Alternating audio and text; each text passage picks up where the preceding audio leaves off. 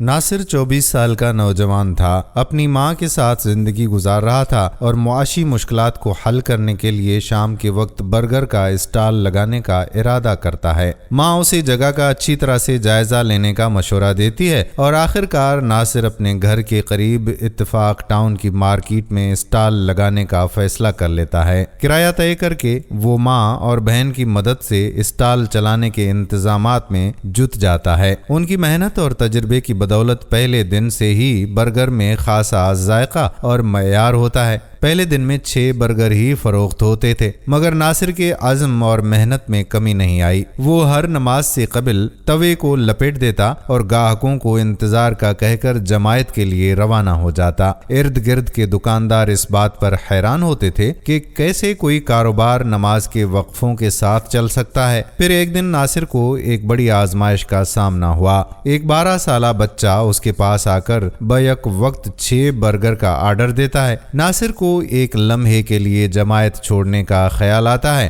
مگر پھر فوراً فیصلہ کرتا ہے کہ جماعت ترک نہیں کرے گا۔ بچہ چلا جاتا ہے اور ناصر کو تھوڑی مایوسی محسوس ہوتی ہے، مگر وہ نماز کے لیے روانہ ہو جاتا ہے۔ نماز کے بعد جب ناصر واپس آتا ہے تو آرڈر غائب ہوتا ہے اور وہ خود کو تھوڑا افسردہ محسوس کرتا ہے۔ کچھ ہی دیر کے بعد جب اسی بچے کی گاڑی دوبارہ رکتی ہے اور وہ 10 برگر کا آرڈر دیتا ہے تو ناصر کی خوشی دیکھنے کے لائق ہوتی ہے۔ اسی وقت برگر بن کی ڈیلیوری بھی پہنچ جاتی ہے اور ناصر پہلی مرتبہ 10 برگر ایک ساتھ بناتا ہے۔ وہ شام ناصر کے لیے خوشیوں کا پیغام لے کر آئی تھی۔ اس کی فروخت 20 برگر تک پہنچ جاتی ہے اور ارد گرد کے دکاندار بھی اس کی محنت اور کامیابی کی تعریف کرتے ہیں۔ ناصر اپنے کاروبار میں نماز اور ایمان کے اصولوں کو برقرار رکھتا ہے اور جب بھی جماعت کا وقت ہوتا ہے تو وہ تمام سامان سمیٹ کر سکون اور طمانینت سے نماز کی طرف روانہ ہوتا ہے۔ وقت کے ساتھ ساتھ ناصر کا برگر اسٹال معیار اور ذائقے کی وجہ سے مشہور ہو گیا اور اب اس کے پاس ایک ملازم بھی ہے۔ اس کے گاہک بھی اس کی نماز کے اوقات سے بخوبی واقف ہوتے ہیں اور وہ اس کے اسٹال پر اسی حساب سے ہی آتے ہیں۔ دوستو، جب انسان اللہ کے احکامات کو اہمیت دیتا ہے اور محنت اور اخلاص سے کام کرتا ہے تو اللہ تعالیٰ اس کے کاروبار اور زندگی میں برکت ڈال دیتا ہے۔ ناصر کو اپنی ماں کی کہی ہوئی بات یاد آتی ہے کہ سونے کا بھی فائدہ ہو لیکن اللہ کا حکم آ جائے تو وہ فائدہ چھوڑ دو۔ اس نے زندگی میں اس نصیحت کو اپنا اصول بنایا اور آج وہ کامیابی کی مثال بن گیا ہے۔ دوستو، ہم امید کرتے ہیں کہ اس بات پر آپ بھی توجہ دیں گے اور نماز فوری طور پر شروع کر دیں گے۔ ساتھ ہی اس ویڈیو کو شیئر بھی کریں تاکہ یہ صدقہ جاریہ بھی چلتا رہے۔ آنے والی ویڈیو تک اپنے میزبان قادر بخش کلہوڑوں کو اجازت دیجیے۔ اللہ